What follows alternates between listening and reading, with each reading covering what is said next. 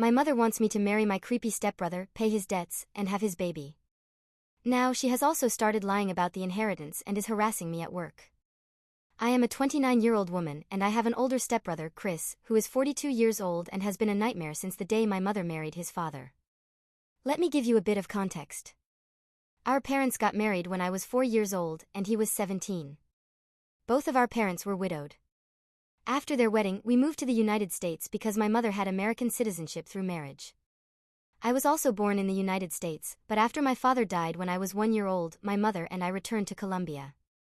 My stepfather obtained his residency through marriage, and my stepbrother, because he was a minor as well. My stepbrother never liked me much. My only memories of him are of constant bullying. He was responsible for taking care of me since he was studying locally and living with my parents, but most of the time, this meant locking me in the guest bathroom or the shed outside. He would steal my lunchbox whenever he was the one who dropped me off at school. He even began to hurt my pets. I have an old cat who has been with me for nearly 22 years. He tried more than once to run her over with his car. My parents never believed any of this. He was the perfect golden child. My mother always wanted a son instead of a daughter, so my stepbrother had priority over me. The bullying just got worse and creepier. He had a long key for the bathroom, designed to be used in case the door was accidentally locked. He used it to come in while I was showering. Sometimes my underwear would disappear and I knew it was him. He also started taking pictures of me while I was sleeping. One night, I woke up to find him masturbating next to me while I was asleep. I screamed, of course, and my parents came, but he did not get into any trouble. I did, for tempting him. I was 14 years old when this happened. He was 27.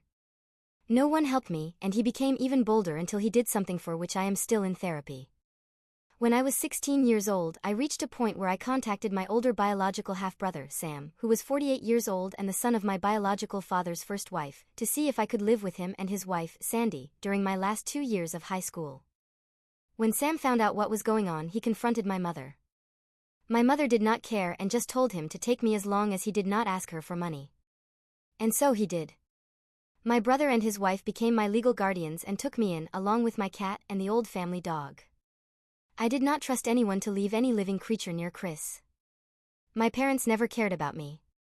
My extended family on my father's side knew what had happened and immediately came together to make sure I could finish school and go to college. I do not know my mother's family. Thanks to my paternal family, including Sam's mother and her family, I earned my bachelor's and master's degrees, without any student debt, and I work as a nurse practitioner. I still live with Sam, his wife, and their 2 children, and I pay a small rent. Neither Sam nor his wife expected me to pay anything, but it is the least I can do for the 2 people who have taken care of me for 13 years. For those wondering why I have not moved out, it is incredibly expensive where I live, and Sam insists that I stay with them until I save enough to buy my own home. Everything seemed to be going well until my mother recently sent me a message. She had not sent me a message since I was 18 when she told me that she no longer had any responsibility for me. In this message, she seemed extremely friendly, saying she missed me and asking how I was doing. I was a little scared, but I decided to be nice and told her about what I had done since leaving her care. She seemed very interested, as she apparently knew I was a nurse but did not know what kind. She started asking me about my salary. I did not tell her anything specific, only that it was enough to pay the bills. Then, my mother started talking about Chris and how he was barely making any money because of his student debt. Apparently, Chris never finished a degree, jumping from career to career. He now works in my stepfather's used car dealership as a salesman, but most of his salary goes toward paying off the substantial student debt he has accumulated over the years. I told my mother how sorry I was that Chris was going through a hard time and wished him luck. That is when my mother finally said what she wanted. She sent me a message saying that I needed to pay off his student debt so that he could finally start making the money he deserves, as the man of the family. I simply turned off my phone when I got home. Sam was surprised because I am usually the last one to arrive. Sandy was not home yet. I told Sam what had happened and showed him my mother's messages. I had never seen Sam so angry. He told me to block my mother, my stepfather, and Chris if I had not already done so. After talking with Sam and Sandy, I called my boss to ask for the next day and the day after off, which gave me a 4-day weekend, including the days I am normally off. My boss was more than okay with this and told me to just relax and let her know if she could help with anything. This backfired because the next day my mother and Chris decided to come to Sam's house to talk to me. I was alone since Sam and Sandy were at work and the children were at school. I immediately called Sam and told him what was happening.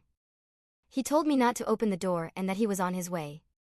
My mother spent the whole time yelling that I owed them for raising me and that my sweet brother deserved the money. Chris was going around trying to find an unlocked window or door. There were none, as the windows have security bars and the other doors were locked. I had locked the garage door, just in case. I will not post what he called me when he saw me from one of the windows, but basically, he said they should have thrown me away when I was a baby because I grew up to be a witch. He pounded on one of the windows so hard that he cracked the glass. Eventually he gave up and went back to the front door, clearly trying to break it down. I had nothing to worry about because the door was a security door, but I was still very scared. Between yelling, threatening, pleading, and insults, I finally heard Sam screaming at them to leave. I only saw things from the window. Sam practically dragged them off the porch. It got to a point where I could not hear, but I saw my mother and Chris pale and look scared before they practically ran to the car and drove off at a speed well above the legal limit.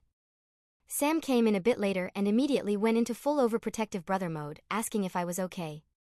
He kept apologizing and hugging me. Sandy arrived almost immediately after, and she looked like she was about to commit a crime. Apparently Sam had threatened Chris with filing charges for what he did to me when I was 16. My brother is amazing. Since then, 3 days have passed and my mother has been sending messages, calling non-stop with various numbers, and rallying a group of people who are supposedly my maternal family to harass me for money. She claims that the money should legally be hers because she is my mother.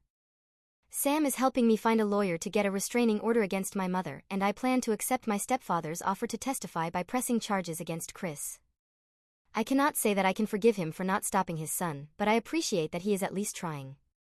I do not know the details, but Chris did something to a relative of his father, and since then, they have had a big falling out. I took my boss's offer and will be on vacation for a few more days, but here I am, using my days off, and maybe my therapist needs a therapist after all this. Fortunately, my dark sense of humor and supportive paternal family are keeping me relatively sane.